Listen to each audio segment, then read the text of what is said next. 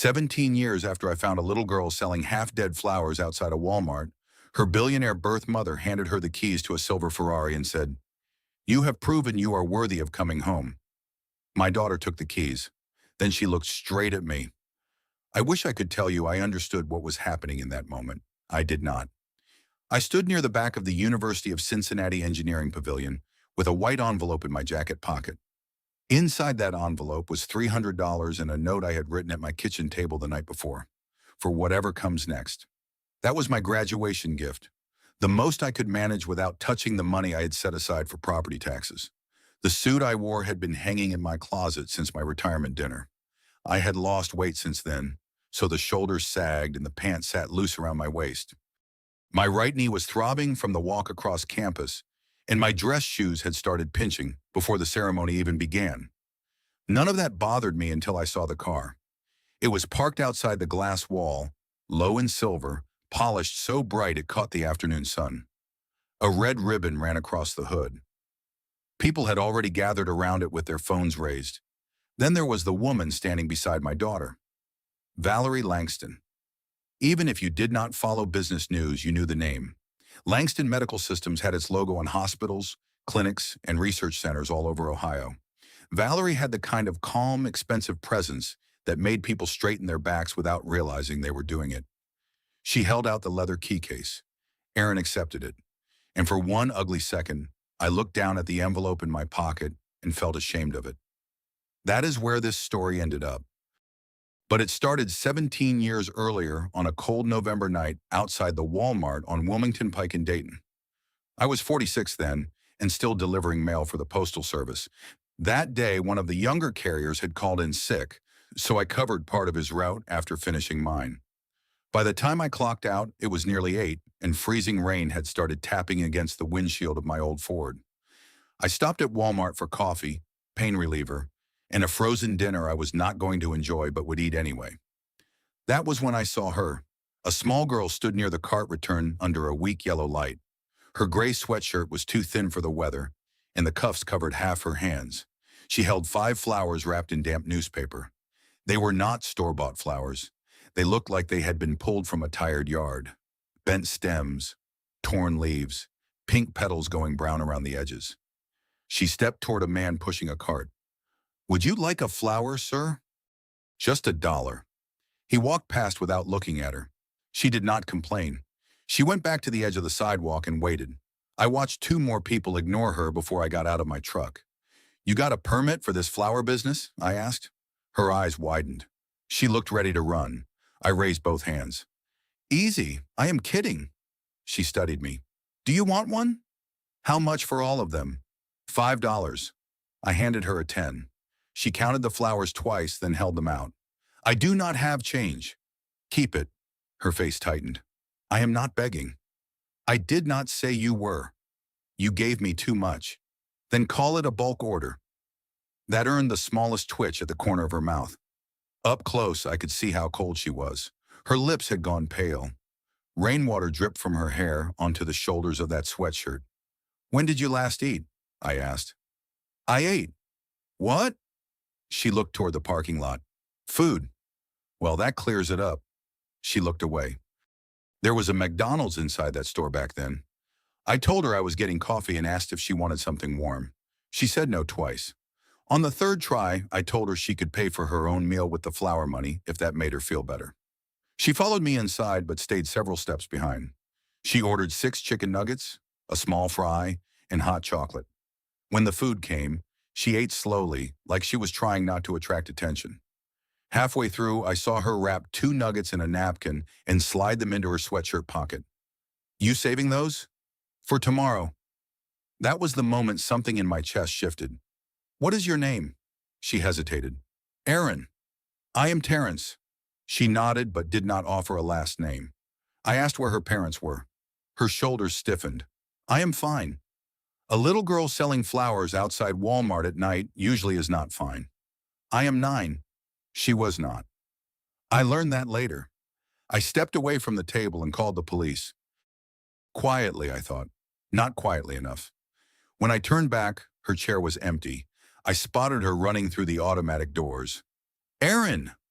By the time I reached the parking lot, my knee was already complaining.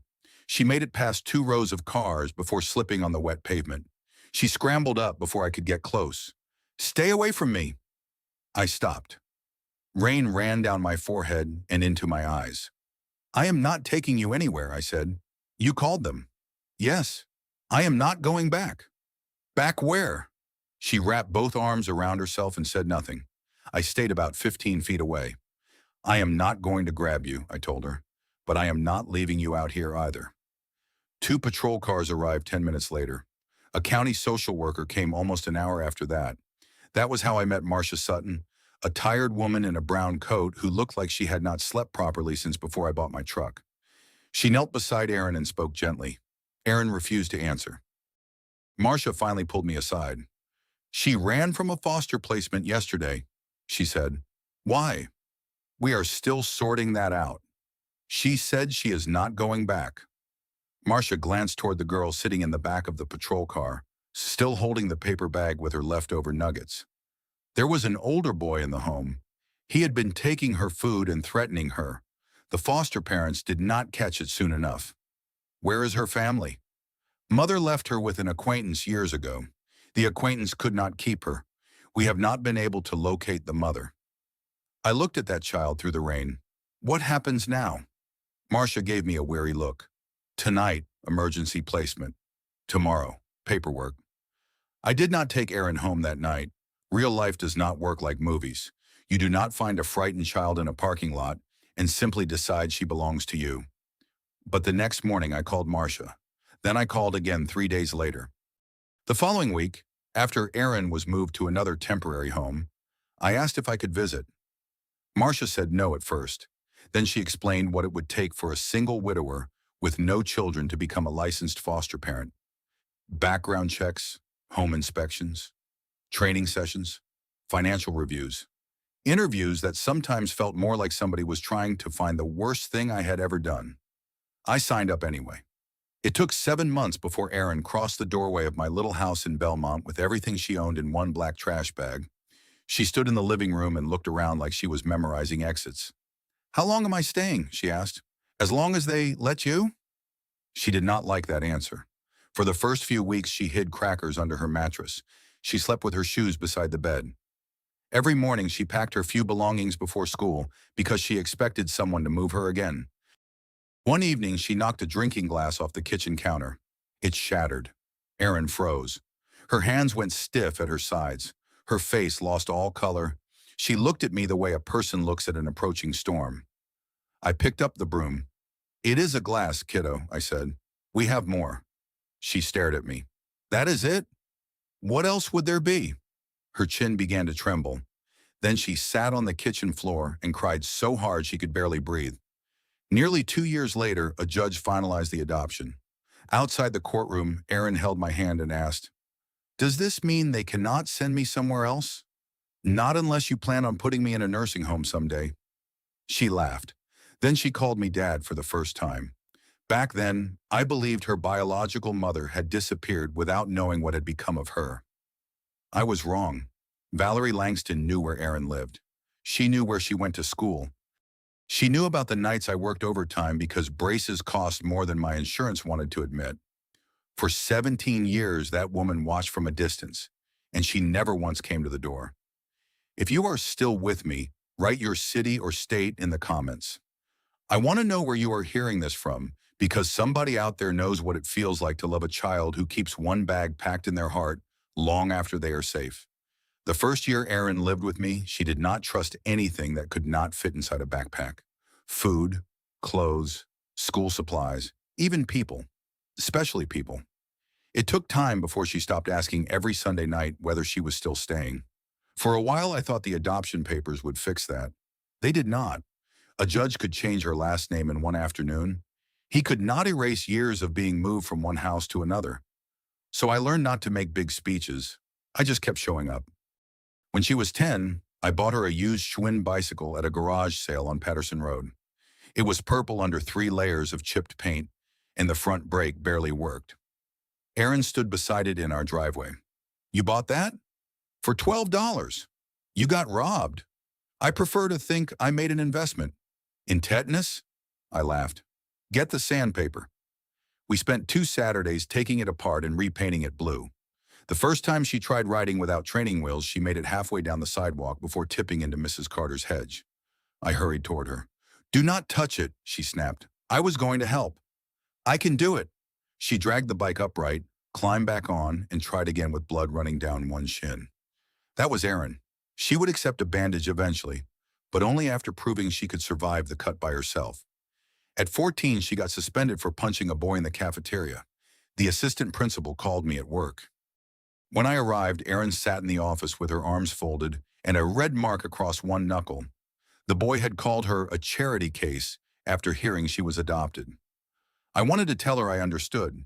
Instead, I said, "You are apologizing." Her head snapped toward me. He started it. He used his mouth. You used your fist. So I am supposed to let people say whatever they want? No.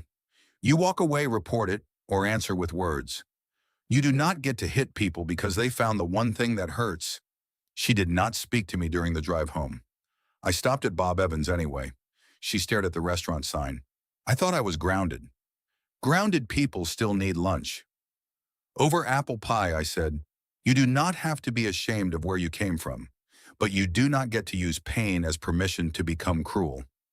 She pushed her fork through the crust. I hate when you sound reasonable. Most teenagers do. She apologized to that boy the next morning.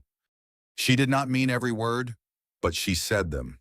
By high school, Erin had become the kind of student teachers remembered, not because she raised her hand the most, but because she stayed after class to ask how things worked. She was good at math, better than I ever was. When she took algebra, I spent 3 nights at the kitchen table relearning equations so I could help her.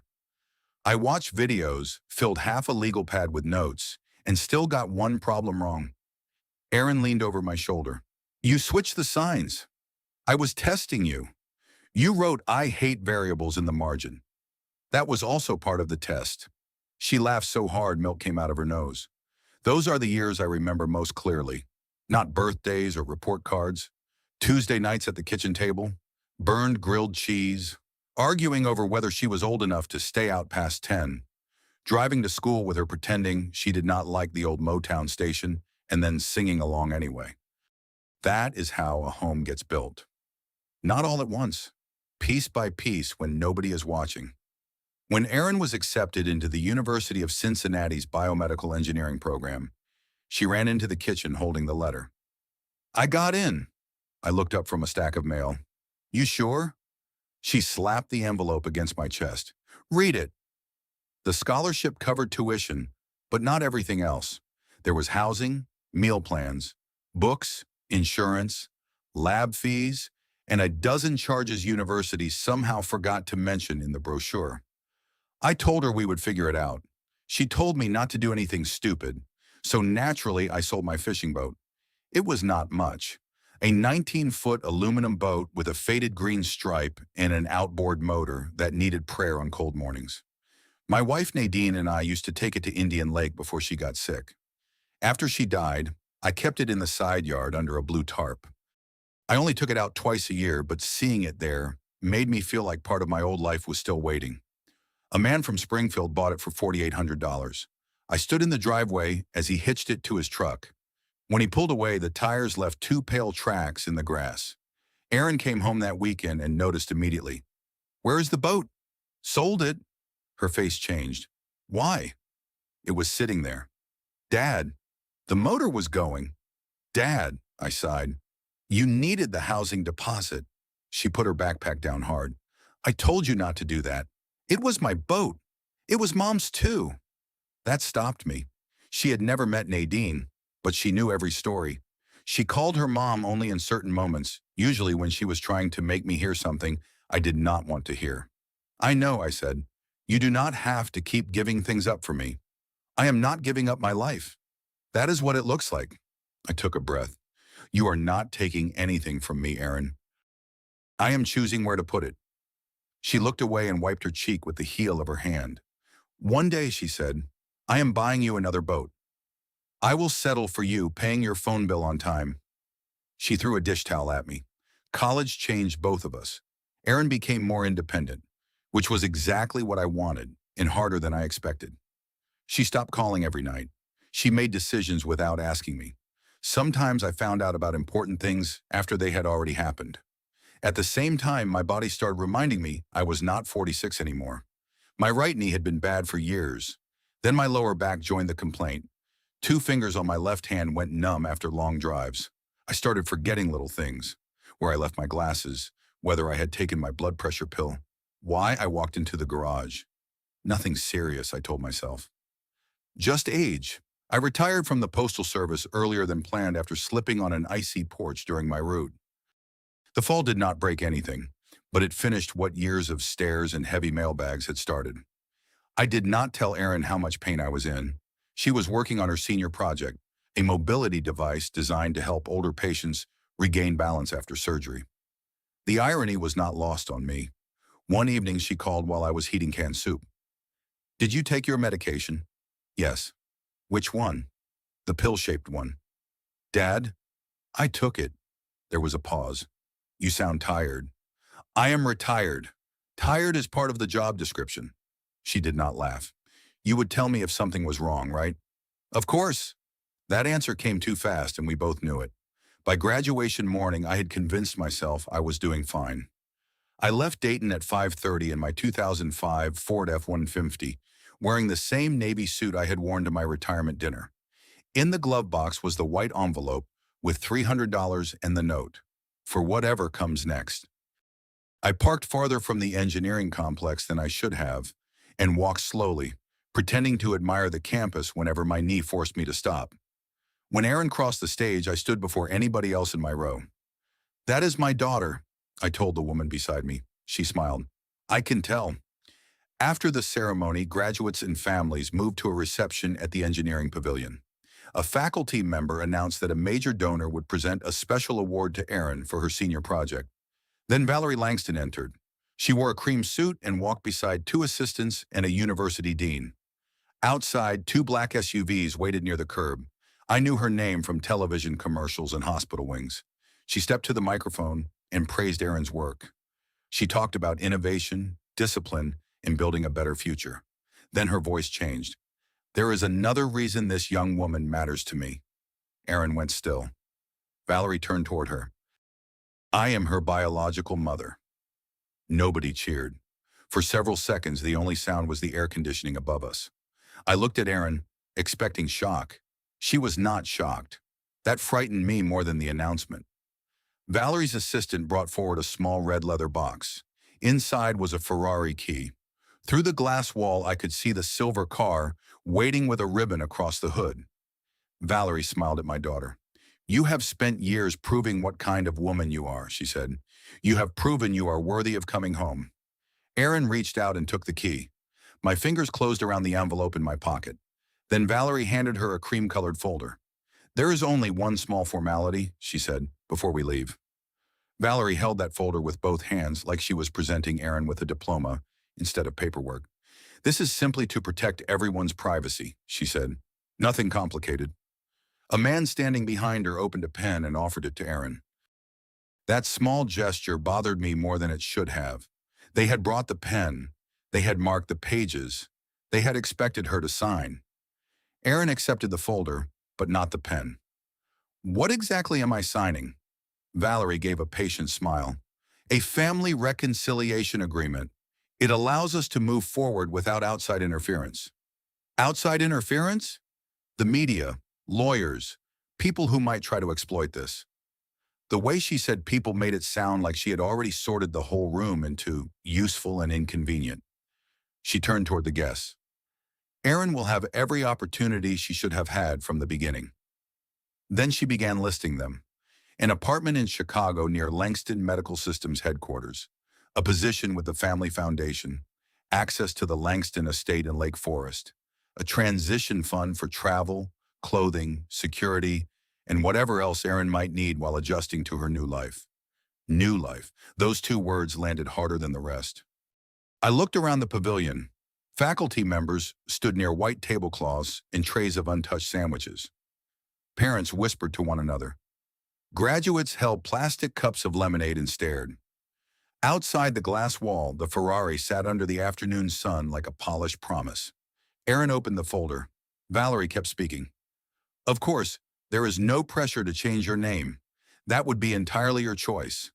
But if you wanted to reconnect with the Langston family publicly, we would support that. My hand was still inside my jacket pocket, wrapped around my envelope. $300. For whatever comes next. At that moment, it felt almost insulting. I glanced down at my shoes. I had polished them the night before, but the leather was cracked near the toes.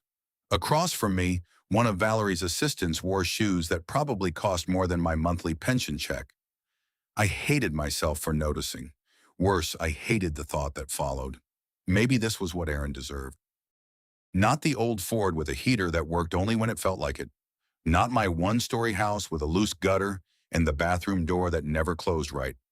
Not a father who had started keeping a list on the refrigerator because his memory was not as dependable as it used to be. Maybe love meant stepping aside when someone could give your child more. Then another part of me wanted Erin to throw those keys straight through the glass wall.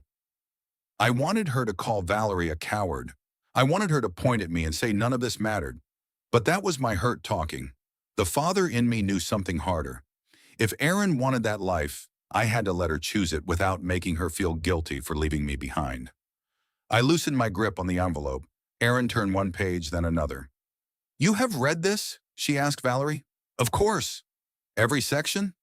My legal team prepared it. That was not my question. The room grew quieter. Valerie's smile thinned. Yes. I reviewed it. Erin looked down again. I was too far away to read the pages, but I saw yellow tabs along the edge. Signature lines, initial boxes. The man with the pen stepped closer. You can take your time, he said. That was a strange thing to say while holding a pen inches from her hand. Erin pointed to one paragraph. This says I agree you made reasonable efforts to locate and support me. Valerie's expression did not change. That is standard language. Is it true? We never stopped caring about you. Erin lifted her eyes.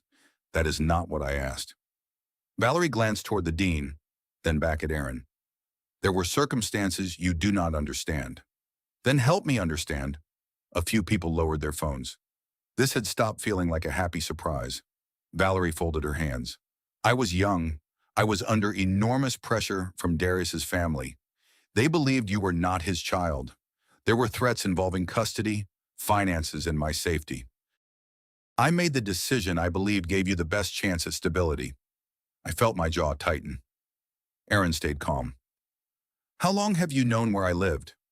Valerie hesitated. I always hoped you were safe. How long?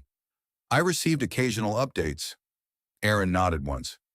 Was that before or after my 11th birthday? The question was too specific to be accidental.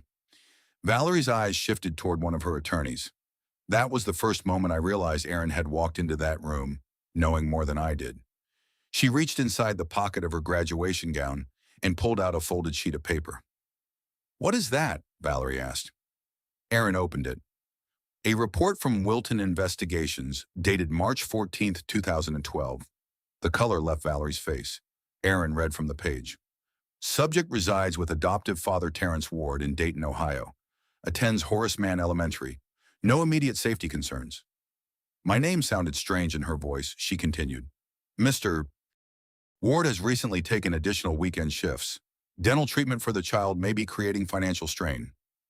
My stomach turned. I remembered that year. Erin needed braces, and the insurance covered less than we expected. I picked up Sunday parcel work for nearly 4 months. I told Erin I wanted the overtime because I was bored. Somebody had been watching us. Somebody had written it down. Valerie cleared her throat. I hired professionals because I needed to know you were safe. Erin looked at her. You knew I needed dental work. That is not the same as understanding the situation. You knew Dad was working extra shifts. I was advised not to interfere. By who? My attorneys. Erin's voice stayed even. Did they advise you not to send a birthday card? Nobody moved. I wanted to step forward, but something stopped me. This was Erin's question. She had earned the right to ask it herself. Valerie lowered her voice. I know this looks terrible. It does not look terrible, Erin said. It is terrible. One of the university staff members moved toward the microphone, probably hoping to end the scene. Erin raised one hand. I am almost finished. Then she turned slightly toward the audience. 3 weeks ago, I was contacted by an attorney named Carmen Reed. A woman in the third row stood. She wore a dark blue suit and carried a plain leather folder. No assistance, no security. Valerie stared at her. You had no authority to contact Erin before the estate review was complete. Carmen's expression remained neutral.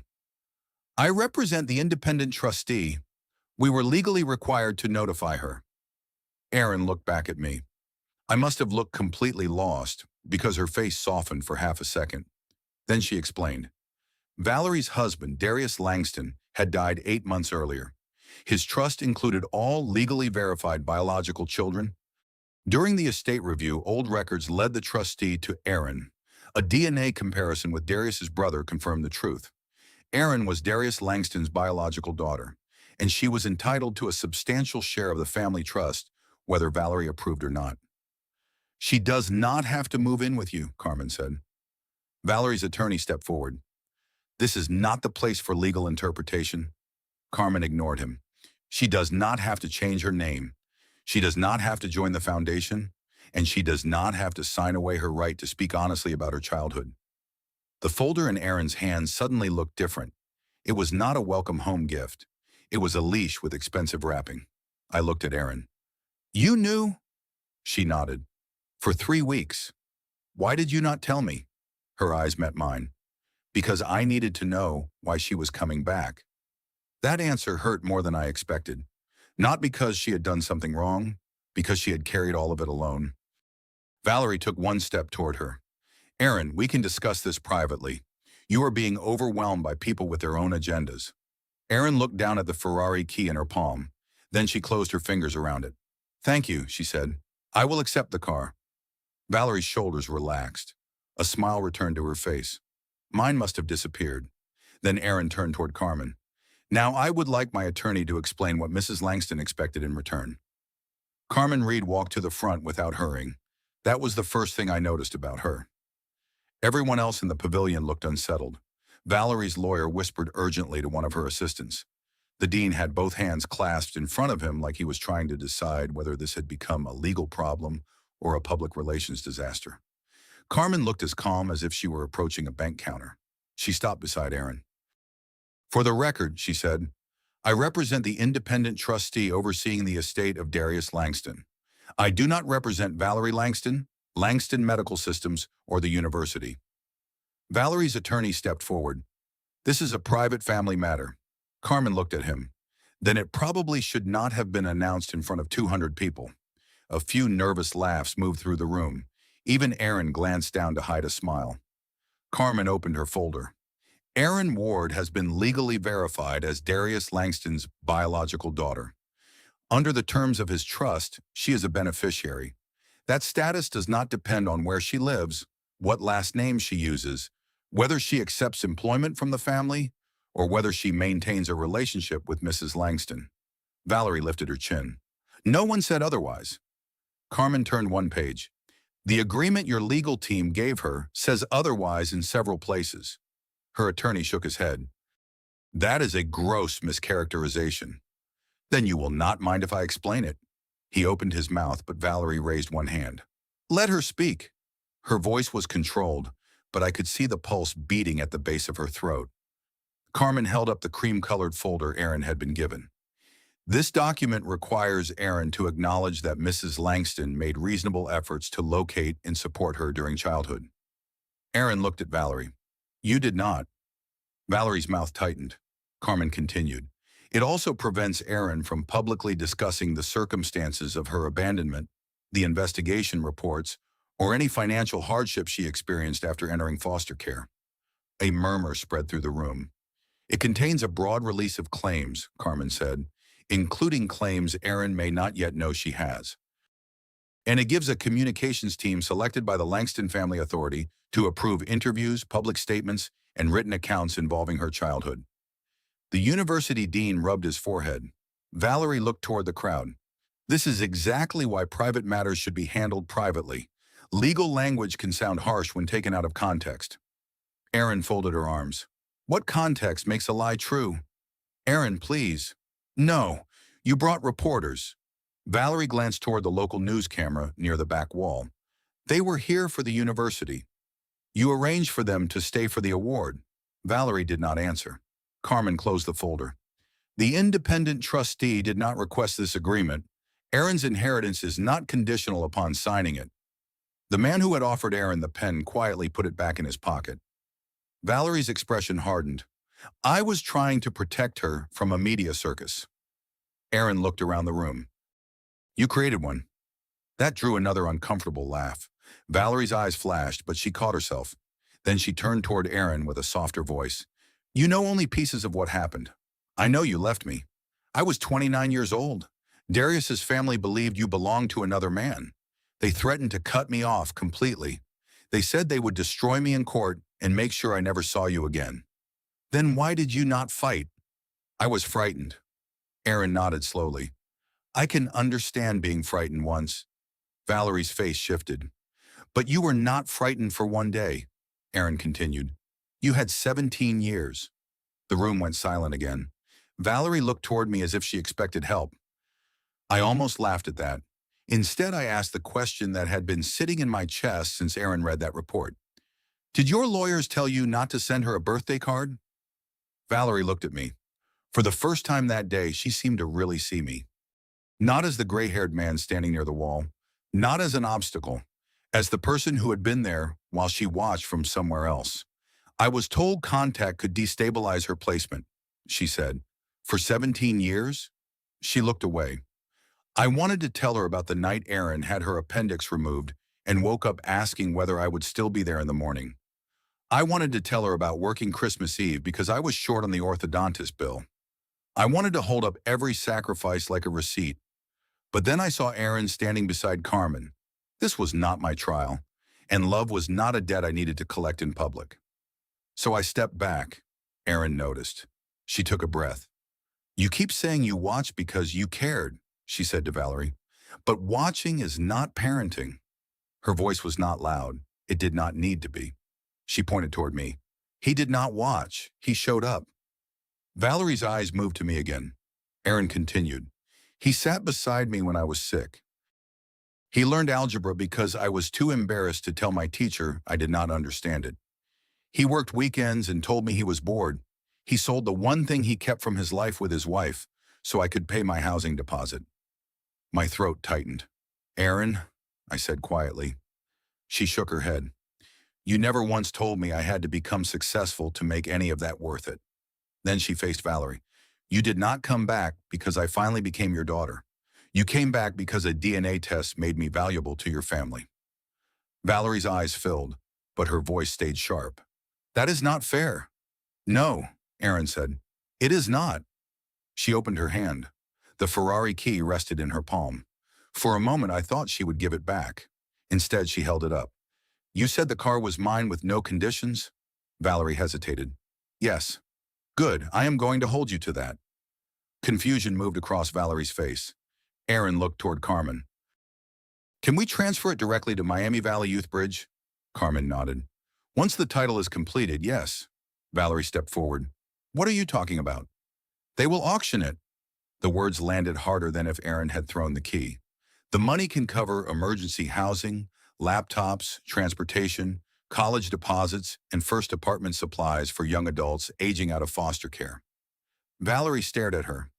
You would give away a $250,000 car just to embarrass me? Erin's expression did not change. This is not about embarrassing you. She looked at the key one last time. It is for kids whose parents know where they are and still do not come. Nobody applauded at first. That made it feel more real. The room simply held the words. Then an older woman near the front began clapping. A professor joined her. A few graduates stood. Within seconds, most of the pavilion was on its feet. I barely heard them. I was watching Valerie. Her polished expression finally broke. You are destroying the only chance we have to become a family.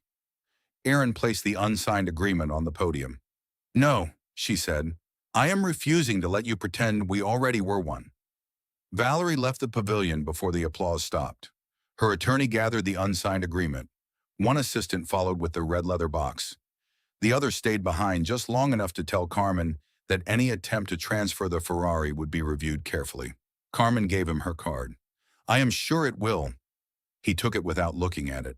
Outside, the silver car still sat near the curb with the ribbon across its hood. A group of students stood around it, but nobody touched it. Erin and I walked past. She was still wearing her cap and gown. I was still carrying the white envelope in my pocket. Neither of us said anything until we reached the parking garage. The silence between us had changed. It was not the good kind. Not the easy quiet we had shared on long drives when she was younger.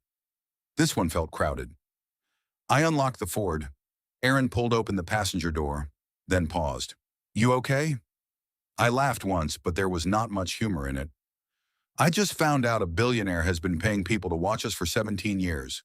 I am still deciding." She got in. I started the engine. The truck made its usual grinding complaint before turning over. For the first 10 minutes, we drove without speaking. Traffic crawled near campus. Graduates leaned out of car windows waving their caps. Horns honked. Families posed beside street signs. It should have felt like a celebration. Instead, I kept seeing Erin take that key. Finally, I said, "Why did you not tell me?" She looked out the window. "I told you. I needed to know what she wanted." "That is not what I asked." She turned back toward me. "What did you want me to do?" "Call you the night Carmen contacted me and say, 'Dad, the mother who abandoned me is a billionaire. Her husband died, and I might inherit millions?'" "Yes." "You would have driven to Cincinnati before I finished the sentence." "Probably. You would have tried to fix it. I am your father, and I am 25. Her voice was not angry yet, but it was getting there. I tightened both hands on the wheel. "You carried this alone for 3 weeks. I had Carmen." "That is not the same." "No, it is not. Carmen does not panic." I looked at her. She closed her eyes. "That came out wrong." "No, it came out honest." We stopped at a red light. Erin took off her graduation cap and set it on the floor. "I was trying to protect you. I do not need protection from your life. You hide your pain medication from me." "That is different." "How?"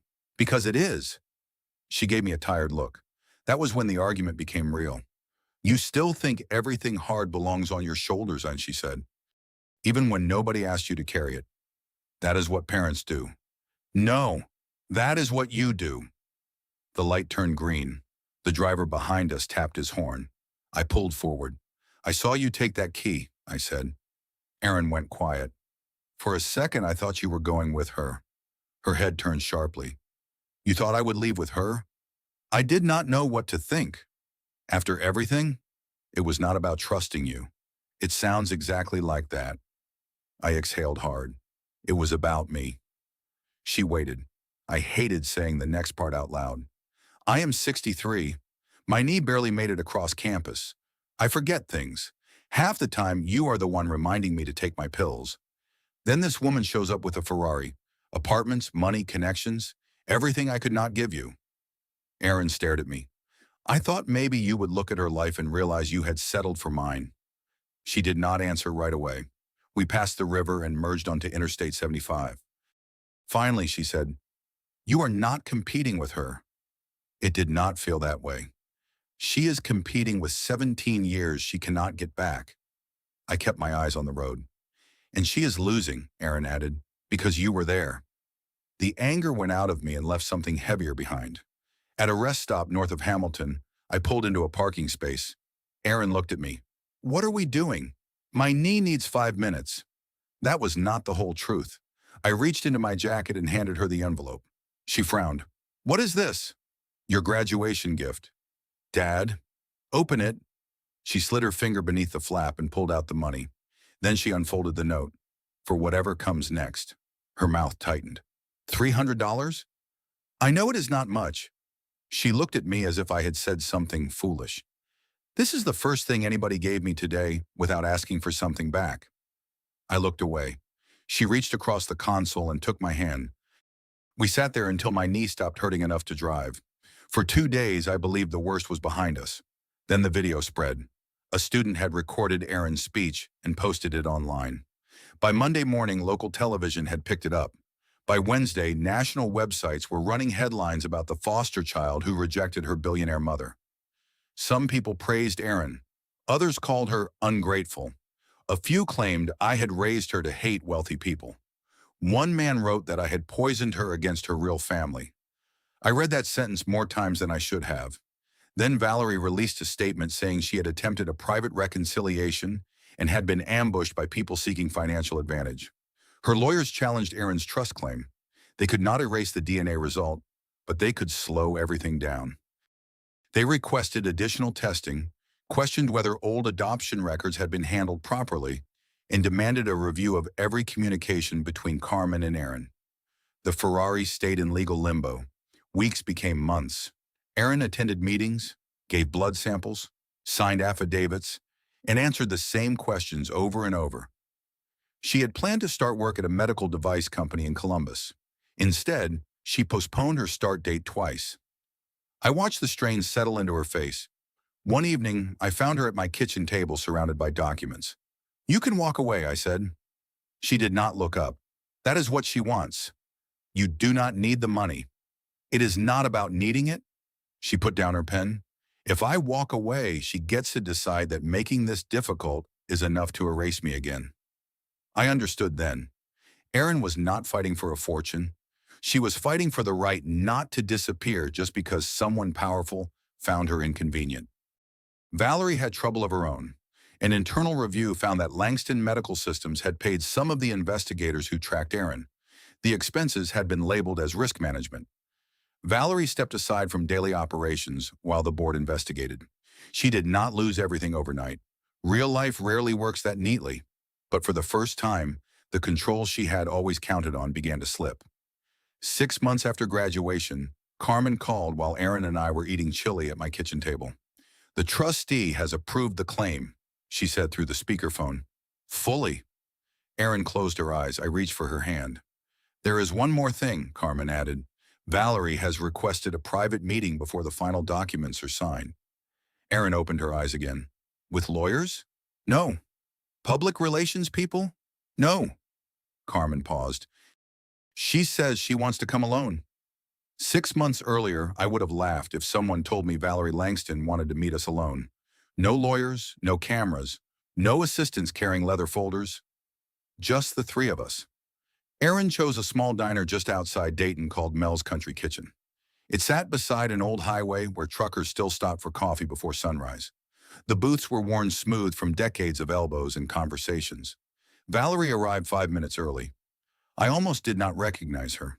The cream suit was gone. She wore dark jeans, a navy sweater, and a light jacket. There was not a security guard in sight. She looked older, not because of wrinkles, because she looked tired. She spotted us, walked over slowly, and stopped beside the table. "Thank you for coming." Erin nodded toward the empty seat. Valerie sat down. The waitress poured coffee for all three of us, completely unaware that she was interrupting one of the strangest family reunions in Ohio. For almost a minute, nobody spoke. Finally, Valerie wrapped both hands around the coffee mug.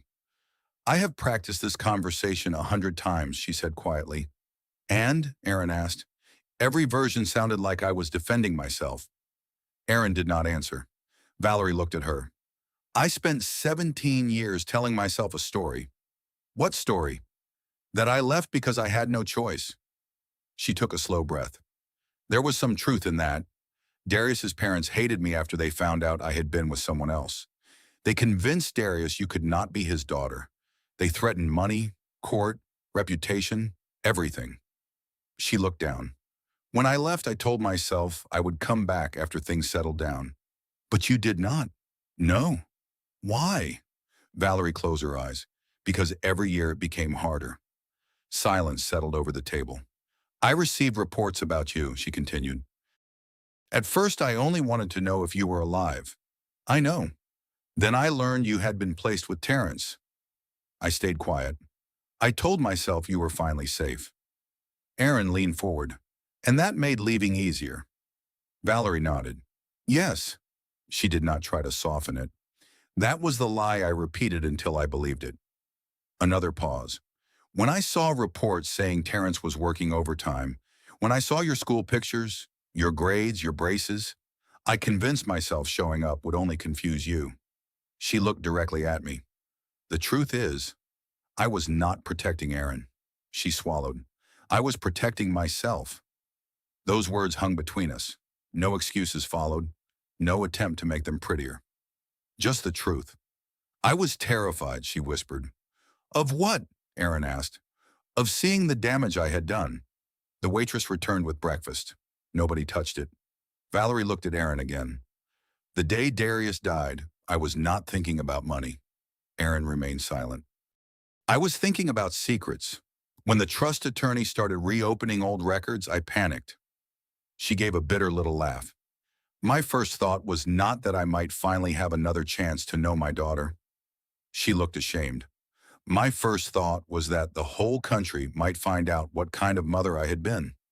Erin did not interrupt. So I tried to control everything. The Ferrari, the agreement, the press, all of it. She met Erin's eyes again. I did not come back because you needed your mother. A tear rolled down her cheek. I came back because I needed control. She took a shaky breath. I am sorry. Nothing else. No but. No excuses. No blaming Darius. No blaming lawyers. Just those 3 words. Erin watched her for several seconds. Then she spoke. I believe you are sorry. Valerie looked up hopefully. But believing you are sorry is not the same as pretending nothing happened. The hope faded, replaced by something closer to acceptance. I know. When we stood to leave, Valerie reached into her purse. I felt my shoulders tighten. She noticed. Not a gift, she said softly. She placed a folded piece of paper on the table, her personal phone number. No assistants, no lawyers.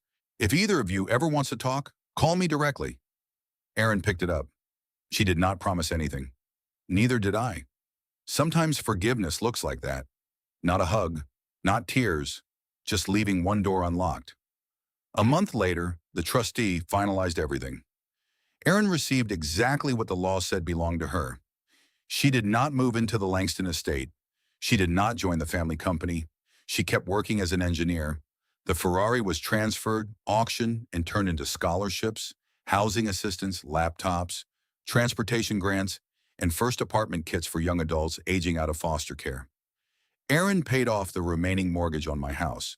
I argued for 3 days. I do not need you paying my bills, she smiled. You did not raise me so I would owe you. Exactly. You raised me so I would know how to take care of people. I could not think of a good argument after that. One spring morning, nearly a year after graduation, Erin drove me to Indian Lake. There was a used aluminum fishing boat tied to the dock. Not fancy, not expensive. Just about the right size. She tossed me the keys. You kept your promise, I said. No, she said, laughing. You kept yours. We spent the afternoon catching almost nothing. It was perfect. Before we drove home, Erin asked me to take one picture. Not beside the boat, not beside the lake, beside my old 2005 Ford F-150. She slipped her arm through mine. Smile, Dad. I did. That picture still sits on my fireplace. People sometimes ask why there is no photo of the Ferrari, no photo of the Langston estate, no photo of the day Erin inherited enough money to change her life forever. The answer is simple. Those things changed her future. The old Ford reminds us who carried her there. Getting older has taught me something I wish I had understood sooner. Most parents are not afraid of growing old because of wrinkles, aching joints, or smaller retirement checks. We are afraid of becoming unnecessary, of waking up one morning and realizing the people we spent our lives loving have simply moved beyond us. Erin taught me something different. If you spend years raising someone with patience, honesty, and unconditional love, they may someday stop needing you to solve every problem. They may stop calling every night. They may carry hard news for 3 weeks because they are grown and trying to protect you in their own clumsy way. But they never stop knowing where home is. Blood can explain where a child begins. It cannot explain who stayed. Valerie gave Erin life. I was lucky enough to share the rest of it. If someone in your life proved that family is built by love instead of blood, I would love to hear about them. Sometimes those stories remind us what really matters.